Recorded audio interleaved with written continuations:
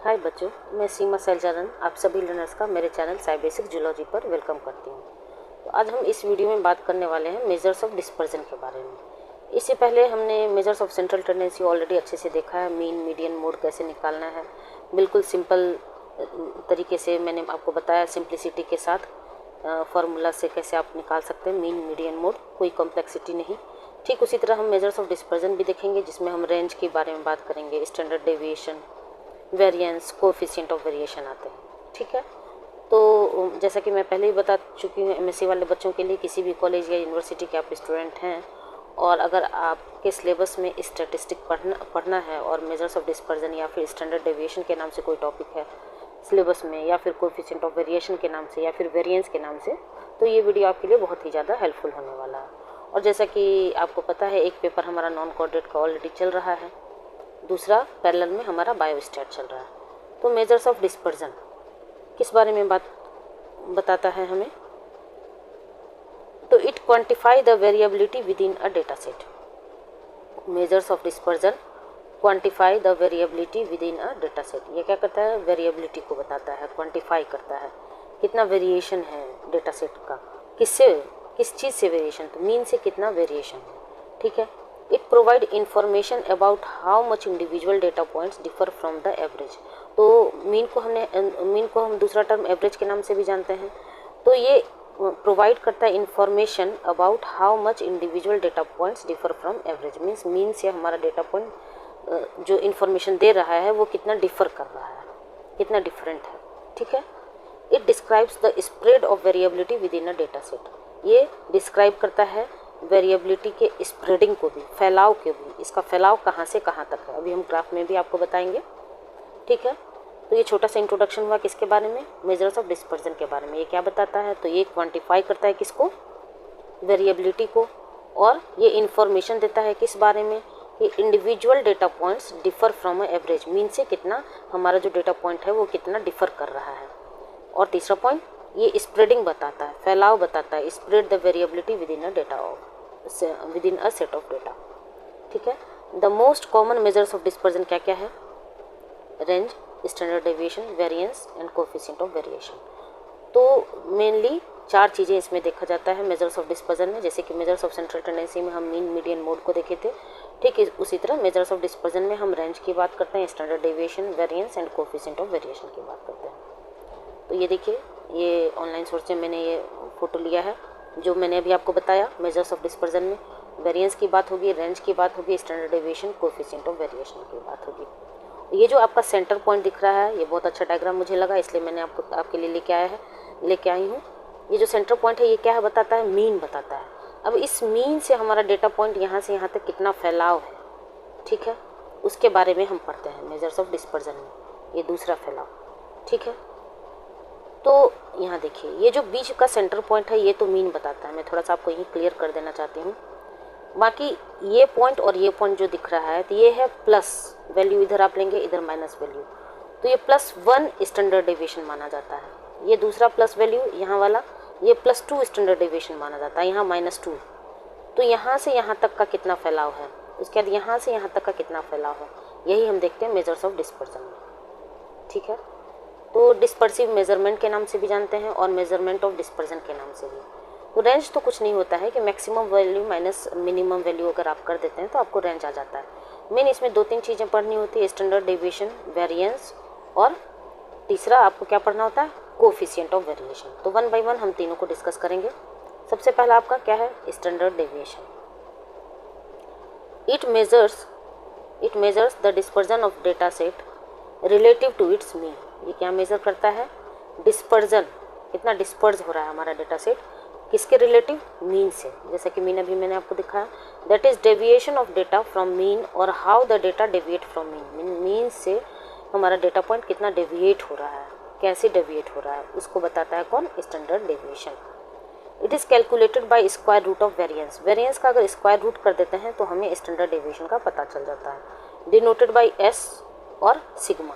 तो कब हम एस बोलेंगे? जैसे मीन में भी मैंने बताया था कि अगर सैंपल का वैल्यू लेस देन 50 होगा तब हम कैसे डिनोट करेंगे, और ग्रेटर देन 50 होगा तब कैसे डिनोट करते हैं। ठीक उसी तरह स्टैंडर्ड डेविएशन में अगर n इज़ लेस देन 50 होगा तो standard deviation s equal to √v। और अगर सैंपल का वैल्यू ग्रेटर देन 50 होगा, हमारा जो डेटा पॉइंट है उसका वैल्यू ग्रेटर देन 50 होगा, तो हम क्या चीज़ से डिनोट करेंगे, सिग्मा से, √v। तो कब हम s डिनोट करेंगे, कब हम सिग्मा डिनोट करेंगे, आपको पता चल गया होगा। और स्टैंडर्ड डेविएशन क्या होता है, तो it measures the dispersion of data set relative to its mean और deviation of data from the mean. तो इस ग्राफ में मैंने आपको यही तो बताया कि यदि ये सेंटर पॉइंट आपका मीन है और यहाँ से यहाँ तक, यहाँ से यहाँ तक अगर ये प्लस वैल्यू है, अगर ये +1 है तो ये हो गया +1 स्टैंडर्ड डेविएशन, अगर ये -1 है तो ये हो गया -1। मीन्स यहाँ से लेके यहाँ तक एक स्टैंडर्ड डेविएशन शो हो रहा है।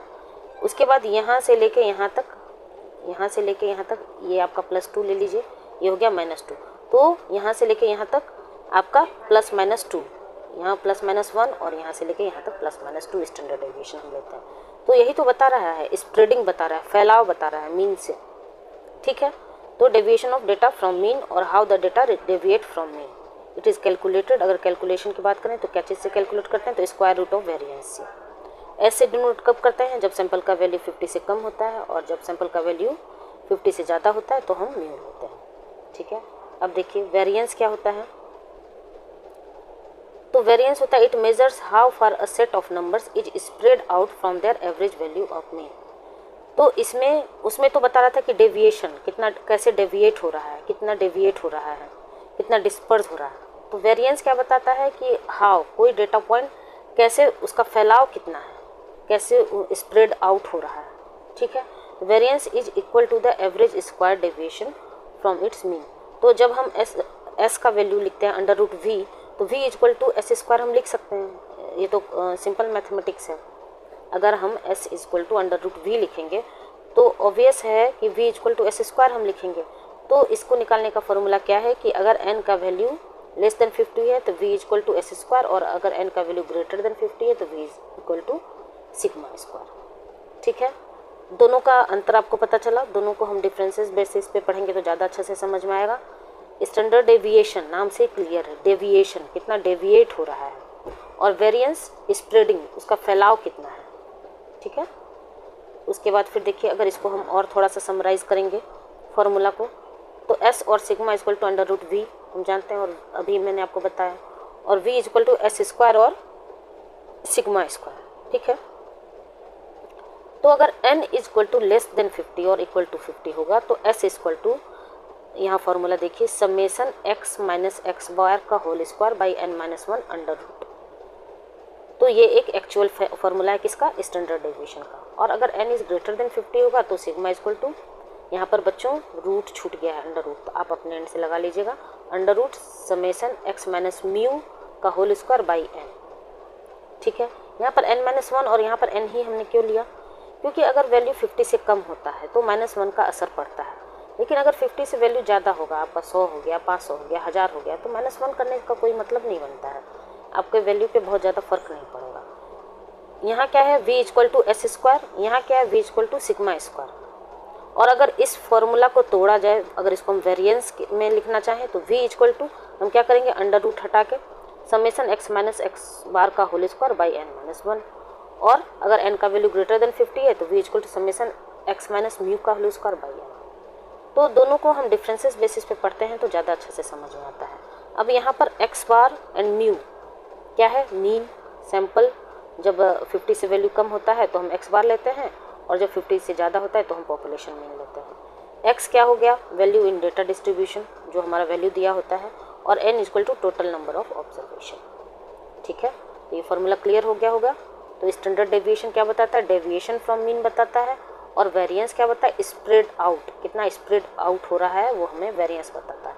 फॉर्मूला अगर इस वेरिएंस का वैल्यू दिया होता है तो स्टैंडर्ड डेविएशन हम अंडर रूट करके निकाल सकते हैं, और अगर स्टैंडर्ड डेविएशन का वैल्यू दिया होता है तो variance equal to s square कर देते हैं तो निकल जाता है।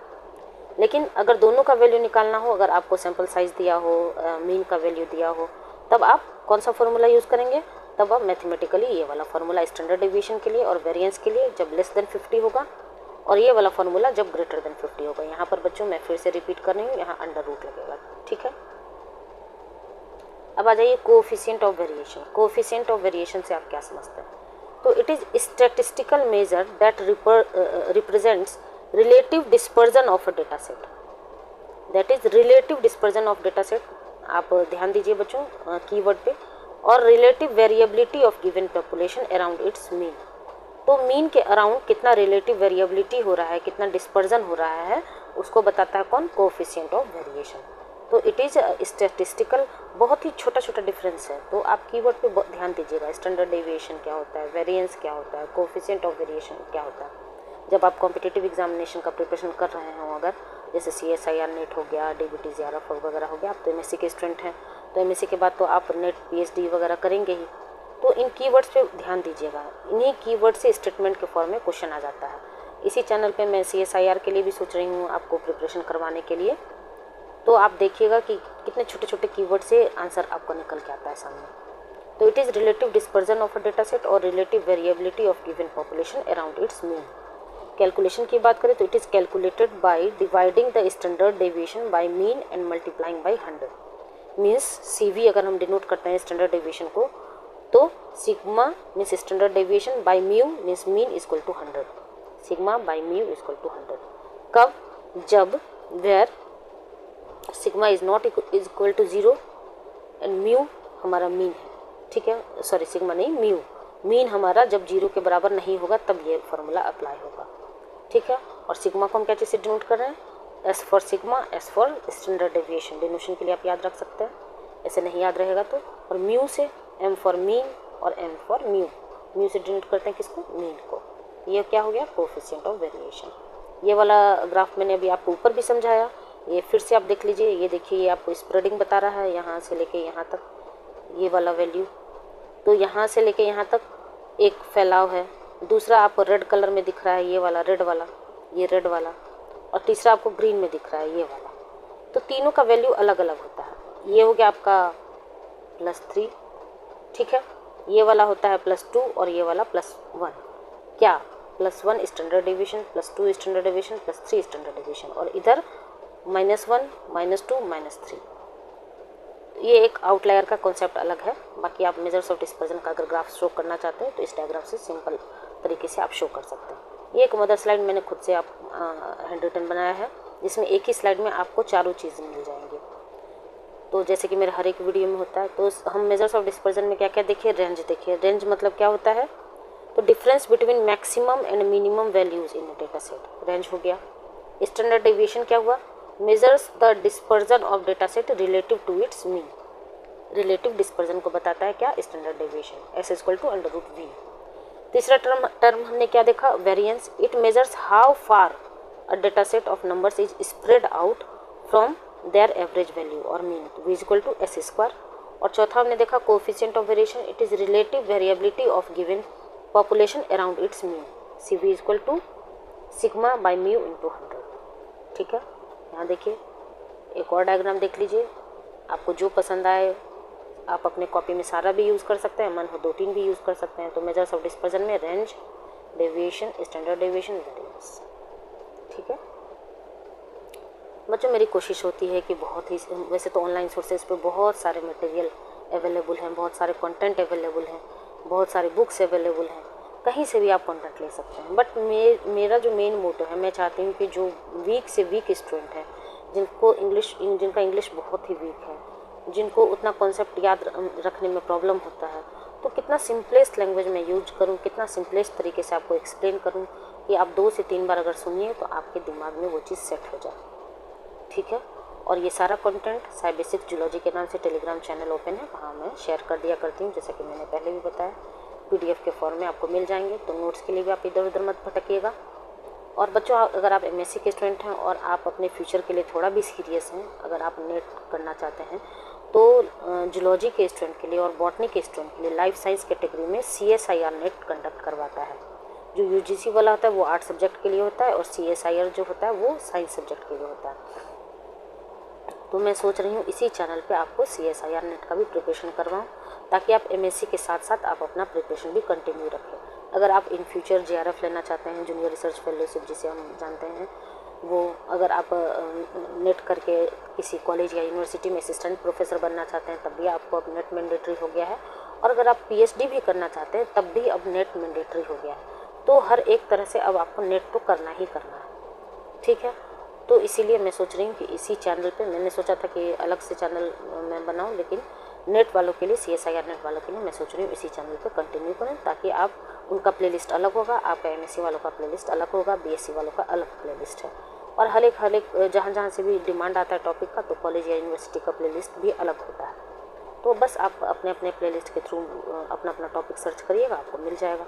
और ये सारे कंटेंट्स अगर आपको कहीं से भी हेल्पफुल लगता हो, मेरे पढ़ाने का तरीका, एक्सप्लेनेशन समझ में आता हो, तो लाइक, शेयर एंड सब्सक्राइब जरूर किया करिए।